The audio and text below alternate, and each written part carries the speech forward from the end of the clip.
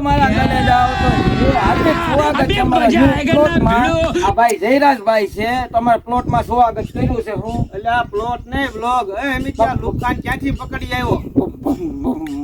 blog તો અમારા જયરાજભાઈ દિલના બહુ દિલદાર છે મનના બહુ મોજીલા છે જો અમારે પાળો મારી દીધો જયરાજભાઈ પાળો મારો એટલે જયરાજભાઈ 100 રૂપિયા વાપરવા આપે છે તો માતાજી 100 ના કરે ને ભાઈ સારું કરે એનું એટલે ચડ્ડી છે તો પેન્ટ થઈ જશે તમારું શું કહેવાનું થાય તો આ અમારા ભાઈ છે લોડર વાળા ભાઈ જો તમે જોઈ લ્યો છો